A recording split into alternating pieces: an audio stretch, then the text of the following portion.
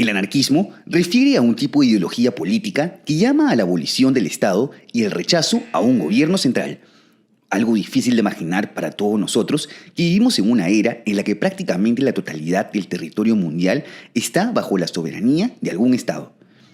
Y si te dijera que durante el siglo XX existió una sociedad anarquista que funcionó y duró casi 3 años, ¿qué fue el territorio libre de Néstor Magnó?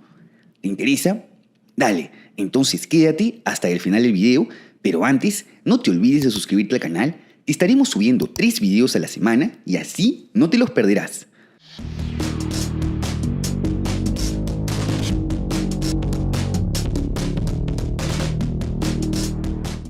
Primero, sería bueno ubicarnos en el mapa.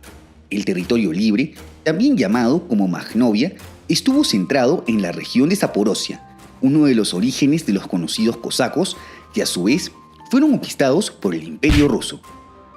Hacia el siglo XX, el territorio en mención estuvo mayoritariamente poblado por campesinos pobres. Las reformas agrarias impuestas por Moscú incluyeron el aumento de precio de las tierras, lo que no hizo más que incentivar el desprecio de los campesinos por el gobierno central.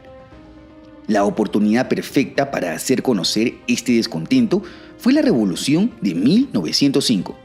Entre los revolucionarios de la actual Ucrania destaca el protagonista de este video, Néstor Magnó, quien a sus 16 años es enviado a prisión. Aquí es donde forja una amistad con Piotr Archinov, quien le trasladó las ideas anarquistas mediante las que Magnó se convenció de que era el mejor sistema para su pueblo.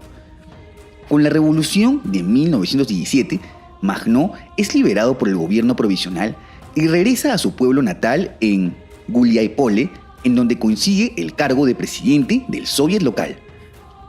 Nos encontramos en el contexto de la Primera Guerra Mundial, de la cual Rusia se retira tras su derrota en 1917, dando inicio a la guerra civil entre diversas facciones.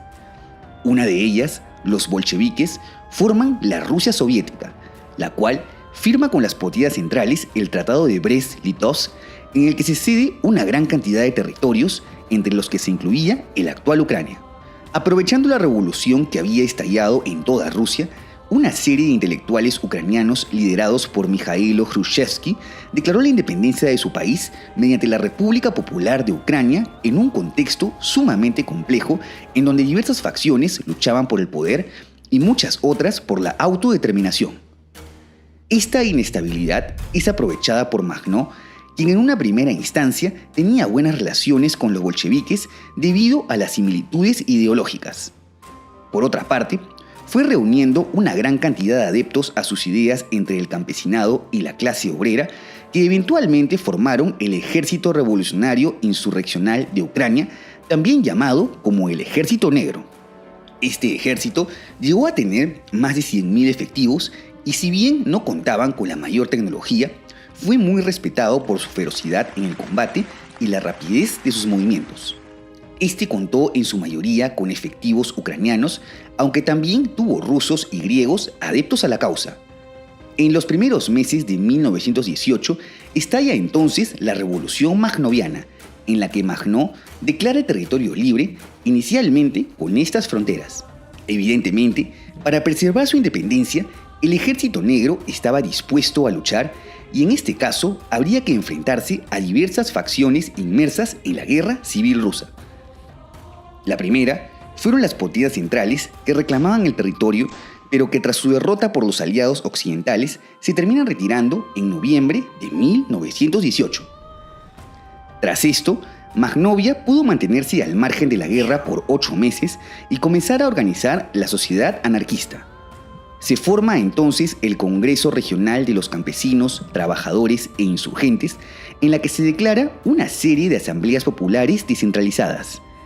Es decir, cada pueblo y ciudad tenía su propia determinación sin tener que rendir cuentas a un gobierno central, a la par que eran protegidos por el Ejército Negro. En cuanto a la tierra, se declaró que era de propiedad común y que solo podían usarla aquellos que trabajasen en ella. Es así que Magnovia se va conformando como una sociedad campesina descentralizada y libre, en donde sus integrantes no pasaban hambre ya que tenían acceso a las tierras y que podían decidir sobre ellos mismos, al punto de que algunos pueblos continuaban usando moneda y otros se conformaban con el trueque. No obstante, Magnovia fue atacado nuevamente en junio de 1919, esta vez por el ejército blanco desde sus territorios en el Cáucaso, expulsando a los anarquistas al oeste del río Dnieper. Aquí se organizan y consiguen el apoyo del Ejército Verde de Nikifor Grigoriev, otro grupo de campesinos que se opusieron tanto a los bolcheviques como al Ejército Blanco. La invasión blanca estuvo apoyada por los cosacos del Don y los cosacos del Kubán. Esto no fue impedimento para que los anarquistas puedan conseguir una victoria en la batalla de Peregonovka. Si bien no pudieron recuperar todos sus territorios, esto dio pase a un segundo periodo de autonomía plena que duró hasta enero de 1920. Lamentablemente, en diciembre de 1919 inicia en el territorio libre una epidemia de tifus, lo cual mermó seriamente a las fuerzas magnovistas. Importante también resaltar que otra razón por la que el ejército blanco pudo ser expulsado es que iba perdiendo terreno ante los bolcheviques, quien, dicho sea de paso, terminan rompiendo relaciones con Magnovia y se convierten en la nueva amenaza para la sociedad anarquista. Para enero de 1920, Magnovia es nuevamente ocupado, ahora por el Ejército Rojo. Según algunas fuentes, este fue el periodo más violento para el territorio libre, pues la Checa, o Servicio de Inteligencia Soviético, se dedicó a encarcelar o incluso asesinar inopinadamente a cualquier sospechoso de difundir las ideas anarquistas. En cuanto a Magnó y el Ejército Negro, se dedicaron a emprender una campaña de guerra de guerrillas contra los bolcheviques, lanzando una serie de ataques progresivos, a medida que iban recuperando territorios. No obstante, desde mayo de 1920, el Ejército Blanco inició una ofensiva desde Jersón, lo que forzó a bolcheviques y magnovistas a volver a formar una alianza. Después de todo, sus ideas eran más afines. Esto le permitió al territorio libre volver a recuperar cierta autonomía e incluso se les autorizó la participación en los soviets. Aunque claro, era evidente que el sueño anarquista se iba desvaneciendo poco a poco. Magnó, por su parte, intentó reorganizar la economía y la sociedad bajo preceptos anarcocomunistas, para estar así más alineado con los bolcheviques ante su inminente victoria contra el Ejército Blanco.